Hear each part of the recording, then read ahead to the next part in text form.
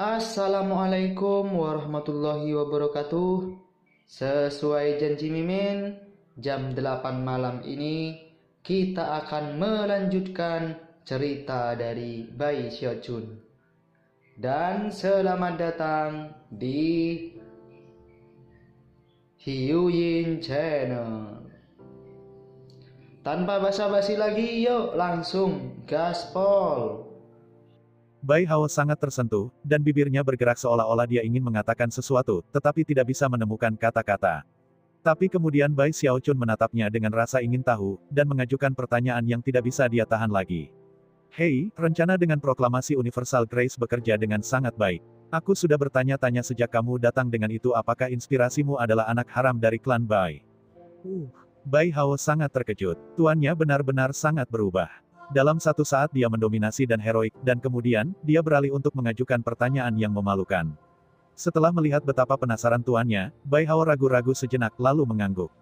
Ketika Bai Xiaochun melihat muridnya mengakui kebenaran, dia menghela nafas, lalu mengulurkan tangan dan mengacak-acak rambutnya lagi. Sekarang masuk akal mengapa Nyonya Kai ingin menyingkirkanmu. Rencana itu benar-benar kejam. Bai Hao benar-benar tidak tahu apakah harus tertawa atau menangis. Bai Xiaochun memiliki pertanyaan lain yang ingin dia tanyakan, tetapi sebelum dia bisa, ekspresinya berkedip, dan dia mendongak untuk melihat seberkas cahaya merah terbang ke arahnya. Bahkan saat itu masih mendekat, sebuah suara terdengar untuk mengisi inspeksi manor. Bai Hao, kau orang rendahan yang tak tahu malu. Aku akan membunuhmu. Itu adalah suara seorang wanita. Segera, dia muncul, mengenakan jubah merah tua, wajahnya yang cantik berkerut karena kemarahan pembunuh. Itu tidak lain adalah Nyonya Merah Debu, Zhou Zimo. Sebelumnya, Zhou Zimo telah dalam meditasi terpencil mencoba untuk keluar dari alam deva awal, dan dengan demikian tidak menyadari keributan yang disebabkan oleh proklamasi Universal Grace. Beberapa saat yang lalu, dia keluar dari meditasi, tertekan karena gagal menerobos. Lebih jauh, dia mendapati bahwa pikirannya tampak lamban dan tidak jelas, meskipun dia tidak yakin mengapa.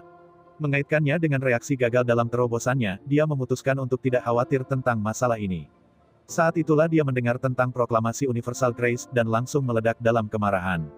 Dia sudah membenci Bai Xiaochun, dan meskipun beberapa masalah di antara mereka adalah kesalahpahaman yang akhirnya diselesaikan, dia masih membencinya. Itu benar terutama mengingat bagaimana ia tampaknya telah melemparkan Raja Hantu Raksasa ke pinggir jalan setelah diangkat sebagai komisaris inspeksi. Dan sekarang ada masalah proklamasi Universal Grace. Pada kesempatan lain, Nyonya Merah Debu akan dapat melihat melewati permukaan situasi, tetapi saat ini, dia tidak berpikir jernih. Dalam keadaannya saat ini, dia agak memiliki pikiran satu jalur, dan karena itu, tanpa meluangkan waktu untuk memikirkan situasinya, dia terbang ke udara. Dalam perjalanan, Raja Hantu Raksasa mengiriminya beberapa pesan, tetapi dia begitu sibuk dengan tekadnya untuk mengajar Bai Xiaochun pelajaran sehingga dia mengabaikannya. Bai Xiaochun terkejut. Awalnya, dia mengira Grand Heaven Master telah mengirim orang untuk menangkapnya. Dia tidak pernah bisa menebak bahwa itu sebenarnya Nyonya Merah Debu, yang sudah lama tidak dia lihat. Dengan membakuk, dia mencoba menawarkan penjelasan. Zimo, kamu perlu mendengarkan. Diam, teriaknya dengan marah. Mendarat di inspeksi manor, dia menunjuk Bai Xiaochun dan melanjutkan, kamu tidak tahu berterima kasih. Apakah Anda yang berada di belakang proklamasi Universal Kasih Karunia itu? Fluktuasi deva meletus darinya, menjadi sinar cahaya merah yang melesat ke arah Bai Xiaochun. Kuiki menyingkirkan Bai Hao, dia menghindari sinar cahaya dan berkata, dengar, aku bisa menjelaskan. Namun, sebelum dia bisa mengatakan sesuatu lebih lanjut, Nyonya Merah Debu menyerang lagi. Dia berada di puncak alam deva awal, dan menyerang dengan kekuatan penuh, yang berarti bahwa Bai Xiaochun bukan tandingannya. Itu bahkan menjadi masalah mengingat dia sudah menggunakan tinju kaisar yang mati 2 kali hari ini. Meskipun dia tampak baik-baik saja di luar, dia sebenarnya membutuhkan lebih banyak waktu untuk pulih. Nyonya Merah Debu tampak sangat marah karena dia menghindar. Selanjutnya, dia melakukan gerakan mantra untuk memanggil item ajaib, lotus merah, yang mulai berputar dengan cepat dan mengeluarkan cahaya terang ke segala arah. Saat suara gemuruh memenuhi udara, Bai Xiaochun mendukung lebih banyak. Fakta bahwa Nyonya Merah Debu sedang menyerang dengan kekuatan penuh, dan bahkan tidak membiarkannya menjelaskan dirinya sendiri, menyebabkan kemarahannya berkobar. Dasar bidi tua gila. Apakah Anda benar-benar berpikir bahwa saya, komisaris inspeksi, takut terhadap Anda? Pemikiran yang semata-mata pada dirinya menyebabkan semua pasukan mayatnya mendongak dan bersiul dengan aura pembunuh. Meskipun tidak ada dari mereka yang menyerang, yang lapis baja perak melangkah maju, basis budidaya devanya melonjak dengan kekuatan.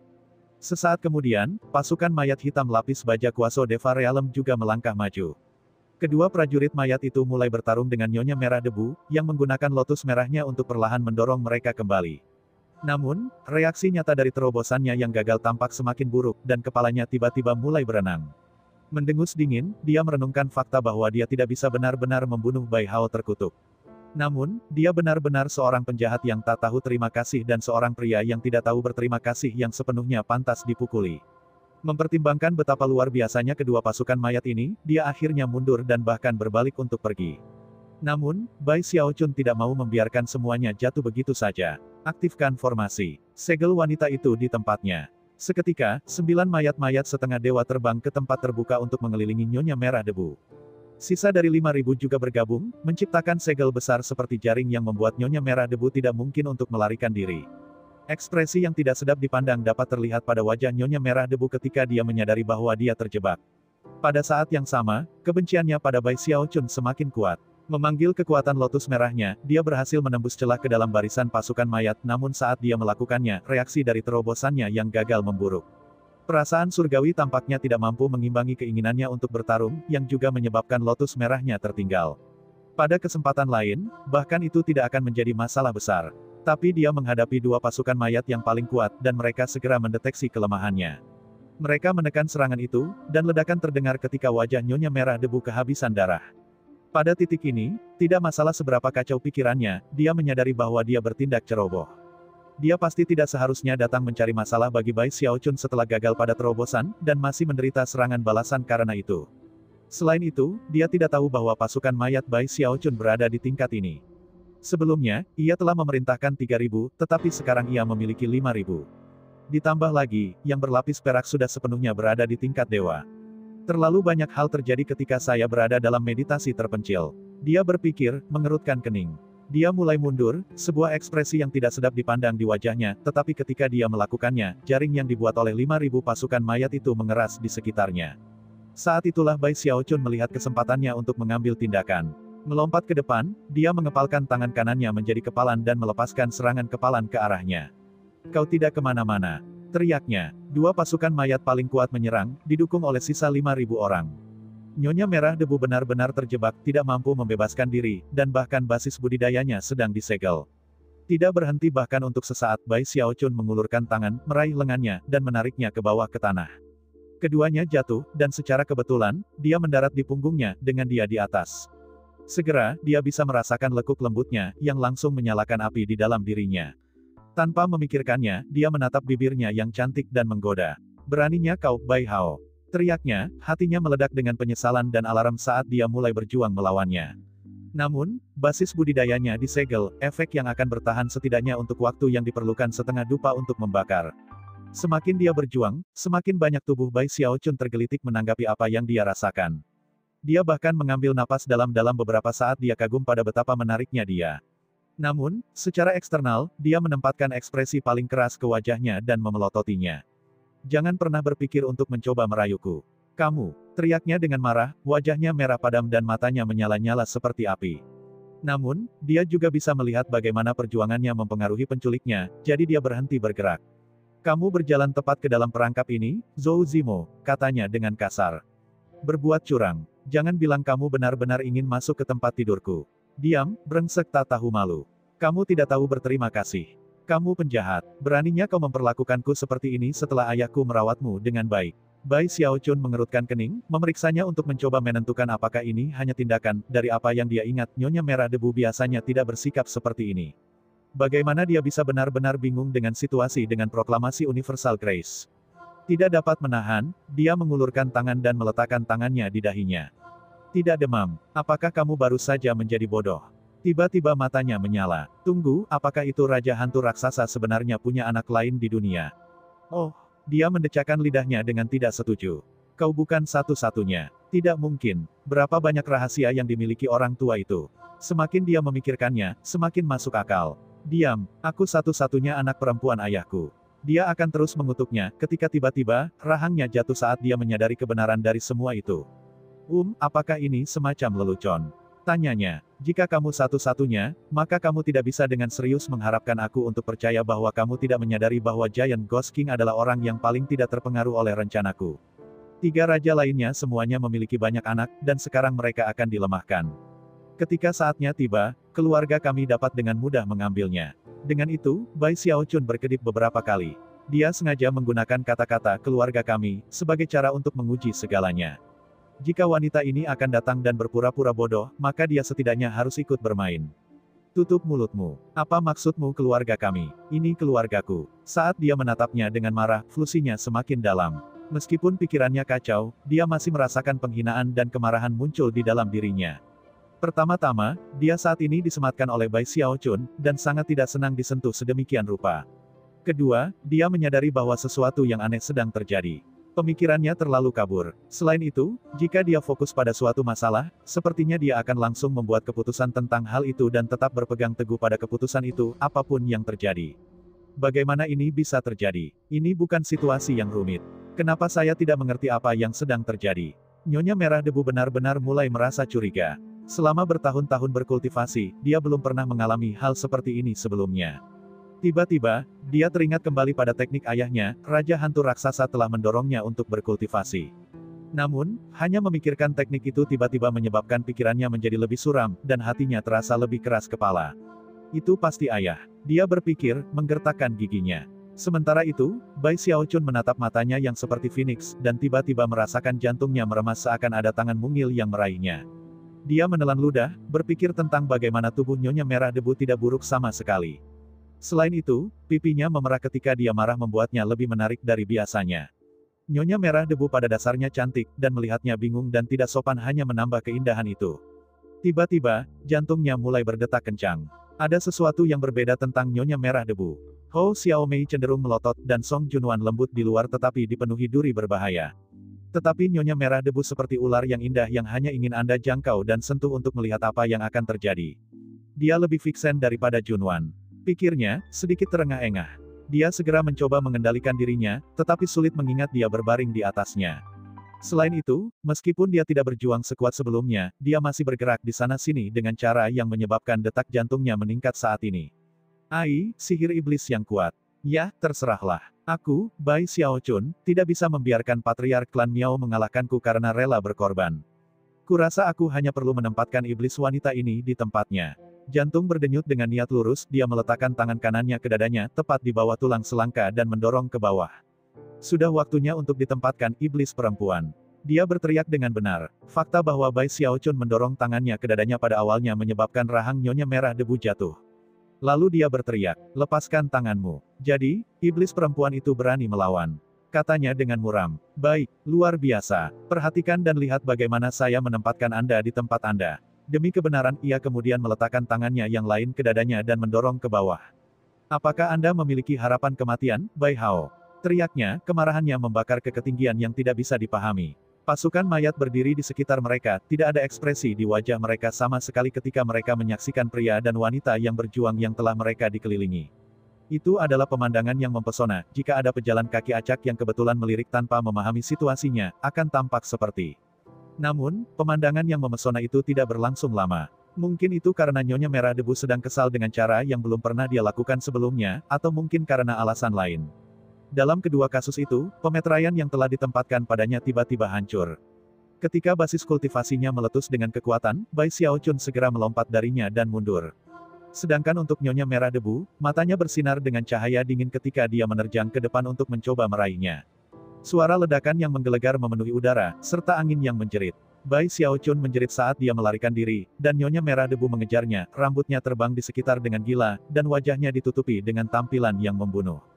Aku akan membunuhmu, Bai Hao. Laki-laki, hentikan iblis wanita ini. Segera pasukan mayat yang sebelumnya berwajah kaku melompat untuk mencegat Nyonya Merah Debu, aura pembunuh mereka mendidih. Kemarahan Nyonya Merah Debu tampaknya telah meningkatkan kecakapan pertempurannya sedikit, dan dia berhasil mengirim beberapa pasukan mayat terbang keluar dari jalannya. Namun, pasukan lapis baja perak masih cocok untuknya, dan tak lama kemudian, frustasi dan amarahnya dia menyadari bahwa dia tidak bisa melewati dia. Selanjutnya, Bai Xiaochun dikelilingi oleh cincin pengawal polisi mayat, yang mengawalnya lebih jauh dan lebih jauh darinya. Pada titik ini, Bai Xiaochun sedikit memerah, dan menyadari bahwa, mengingat tingkat kemauannya sendiri, dia seharusnya tidak bertindak seperti itu sekarang. Rupanya, sihir iblis Nyonya Merah Debu terlalu kuat. Tidak mau mengakui itu secara terbuka, dia berkata, apa yang kamu lakukan, Zimo? Saya berusaha membantu Anda. Sudah jelas bahwa Anda diselundupkan oleh sihir iblis. Saya hanya berusaha menyingkirkannya. Diam, Nyonya Red Dust balas dengan marah. Dia sangat marah sehingga dia bahkan tidak bisa mengeluarkan kata-kata untuk diucapkan. Dia hanya melayang-layang di udara, menatap Bai Xiaochun di belakang barisan pelindung mayatnya, dan menggertakkan giginya dengan marah. Merasa sedikit bersalah, Bai Xiaochun berdeham. Bingung, dia mulai mengoceh sedikit. Dengar, ini hanya kesalahpahaman. Apa yang baru saja kita bicarakan? Oh benar Anda mengatakan bahwa itu bukan keluarga kami, itu adalah keluarga Anda. Zimo, Anda sedang bengong. Ayolah, keluargamu, keluargaku. Itu adalah hal yang sama. Nyonya Red Dust memelototinya dengan dingin, tetapi sadar bahwa dia telah memicu situasi. Lebih jauh, itu seperti yang dikatakan Bai Xiaochun, proklamasi Universal Grace memang mempertimbangkan Raja Hantu Raksasa. Namun, ketika dia memikirkan penghinaan yang baru saja terjadi, dia tidak bisa menekan amarahnya. Tepat ketika dia akan mulai berteriak lagi, ekspresinya berkedip, dan dia melihat ke atas ke udara. Murid Bai Xiaochun mengerut saat dia melakukan hal yang sama. Di atas udaranya berubah, dan tak lama kemudian, sesosok bayangan gelap keluar dari udara tipis. Dia mengenakan jubah hitam yang bahkan menutupi wajahnya. Dari perspektif Bai Xiaochun dan Nyonya Merah Debu, dia tampak seperti bayangan hitam. Wajahnya tidak mungkin terlihat, dan dia dikelilingi oleh kegelapan yang tampaknya menjadi bagian dari dirinya, dan dia dari itu. Pria ini tidak lain adalah ajudan Grand Heaven Master yang paling terpercaya, komisaris inspeksi sebelumnya, Hei Ming. Ketika Nyonya Merah Debu menyadari bahwa itu adalah Hei Ming, dia jelas terkejut. Adapun Bai Xiaochun, dia mengambil napas dalam-dalam ketika dia menyadari bahwa, saat dia telah menunggu telah tiba. Tidak ada yang bisa melihat ekspresi Hei Ming. Satu-satunya hal yang bisa dilihat siapapun adalah matanya, jauh di balik tudung jubahnya. Namun, mereka tidak mengandung sedikit pun emosi. Setelah mempelajari inspeksi manor sejenak, dia mengabaikan Nyonya Merah Debu dan fokus pada Bai Xiaochun. Beri aku medali perintah, katanya dengan suara yang paling menyeramkan, sebuah suara yang membuat inspection manor tampak turun ke kedalaman musim dingin. Ekspresi Nyonya Merah Debu berkedip, dan Bai Xiaochun berdiri diam sejenak. Meskipun tidak mengherankan bahwa medali komisaris inspeksi diambil darinya, dia masih sangat gugup. Namun, dia juga yakin bisa melewati masalah yang akan datang. Menarik keluar medalinya, dia menatapnya sejenak lalu melemparkannya ke depannya. Segera menjadi seberkas cahaya valet yang melesat ke arah Hei Ming.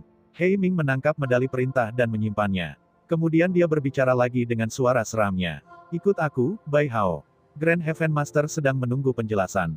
Dengan itu, dia berbalik dan terbang menuju istana kekaisaran. Bai Xiaochun mengambil napas dalam-dalam dan dengan cepat meninjau persiapan yang telah dibuatnya untuk saat ini. Kemudian, dia terbang mengejar Hei Ming. Nyonya Merah Debu menyaksikan semua ini terjadi, dan meskipun dia masih marah dengan Bai Xiaochun, dia juga merasa ragu-ragu di hatinya.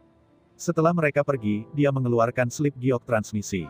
Ada beberapa pesan dari Raja Hantu Raksasa di slip giok, tetapi Nyonya Merah Debu tidak berminat untuk memeriksa salah satu dari mereka. Sebaliknya, dia mengirim pesan penting.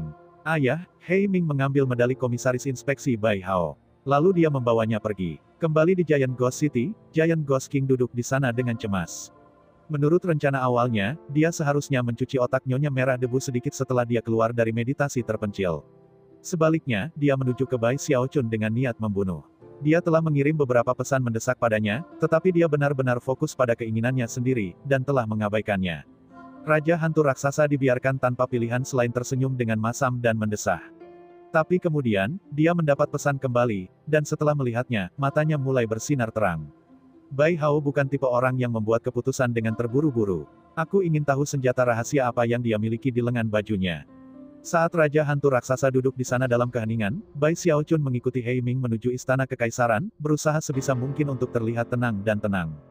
Tentu saja, di dalam dirinya, dia cemas sampai ketakutan. Dia dengan panik meninjau rencananya untuk memastikan tidak ada lubang di dalamnya, lagi pula, jika dia membuat kesalahan sekecil apapun, tidak akan ada harapan untuk kembali. Aku ragu apapun akan terjadi yang aku tidak bisa sesuaikan untuk. Saya tidak bisa mempersiapkan yang lebih baik. Dia merasa sedikit lebih baik setelah analisis menyeluruh, tetapi masih tidak bisa berhenti bertanya-tanya tentang apa yang mungkin atau tidak mungkin terjadi. Dan dengan demikian, dia dan Hei Ming melanjutkan dalam diam. Dari saat Bai Xiaochun memilih untuk tidak berkonsultasi dengan Grand Heaven Master, tetapi alih-alih menyerang klan Zhou dengan kekuatan mematikan dan kecepatan seperti kilat, dia tahu bahwa itu akan menyebabkan keributan besar. Tapi dia tidak menyesal. Dia tidak percaya dan mengandalkan Grand Heaven Master seperti yang dia miliki di masa lalu, dan keselamatan Bai Hao menjadi sangat penting. Jika bahkan sedikit saja perkataan untuk memperingatkan musuh-musuhnya, konsekuensinya bisa tidak terbayangkan. Dan seperti dugaan Raja Hantu Raksasa, dia berani bertindak seperti dia karena dia memiliki senjata rahasia yang siap untuk digunakan. Aku bertaruh semua Markuise Surgawi dan Adipati ada di Heaven Master Hall, menuntut agar aku dihukum mati. Meskipun dia memiliki senjata rahasianya, dia masih merasa gelisah. Namun, itu adalah kecemasan yang dicampur dengan antisipasi. Dia tidak sabar untuk mengungkapkan senjata rahasianya kepada semua pejabat penting di dinasti. Dan ketika itu terjadi, semakin mereka memusuhinya di masa lalu, semakin keras suara tamparan figuratif di wajah mereka. Di masa lalu, saya selalu mengandalkan kekuatan Grand Heaven Master untuk bertarung dengan aristokrasi. Tapi sekarang aku tidak akan bergantung pada siapapun kecuali diriku sendiri. Saya akan secara pribadi menamparkan mereka semua tepat di muka. 89 keajaiban surgawi, 10 adipati surgawi, 99 anggota penting aristokrasi. Aku ingin tahu bagaimana rasanya menamparkan mereka. Semakin dia memikirkannya, semakin kuat antisipasinya tumbuh, ke titik di mana dia kesulitan bernapas dengan tenang. Tak lama, dia dan He Ming berada di Istana Kekaisaran, dan menuju ke Heaven Master Hall. Saat ia berjalan, detak jantungnya meningkat dan antisipasi gugupnya semakin kuat. Pada satu titik, ketika mereka sangat dekat dengan tujuan mereka, He Ming tiba-tiba berhenti di tempat. Bai Xiaochun begitu tenggelam dalam pikirannya tentang apa yang akan terjadi sehingga dia benar-benar terkejut, dan hampir berjalan tepat ke He Ming. Setelah beberapa saat berlalu, He Ming berkata, "Kamu bertindak dengan ceroboh." Meskipun suaranya sama menyeramkan seperti biasanya, jika seseorang mendengarkan dengan cermat, ia akan dapat mendeteksi sedikit kekhawatiran. Ketika Bai Xiaochun menyadari itu, dia tampak terkejut. He Ming selalu bertindak sangat dingin dan terpisah, dan oleh karena itu, kehadiran yang tiba-tiba ini benar-benar tak terduga. He Ming tidak berbalik. Kembali menghadap Bai Xiaochun, dia berkata, "Semua Markuise Surgawi dan semua Adipati Surgawi bekerja bersama. Bahkan jika Grand Heaven Master ingin melindungi Anda dari mereka, itu akan sangat sulit." Meskipun tidak ada yang ada di sana untuk melihatnya, emosi campur aduk di matanya. Dia bisa mengatakan bahwa badai pemusnahan sedang terjadi di Heaven Master Hall, potensi bencana untuk Bai Xiaochun. Selain itu, banyak hal yang telah dilakukan Bai Xiaochun pada masanya sebagai komisaris inspeksi membuat He Ming berpikir kembali ketika dia memegang kantor yang sama. Dengan demikian, akan sulit untuk menemukan orang lain di dinasti Ark Emperor yang bisa bersimpati dengan perasaan Bai Xiaochun yang lebih baik daripada He Ming. Mereka berdua adalah komisaris inspeksi. Dan saat ini, peristiwa yang terjadi sangat mirip dengan apa yang terjadi pada He Ming bertahun-tahun yang lalu.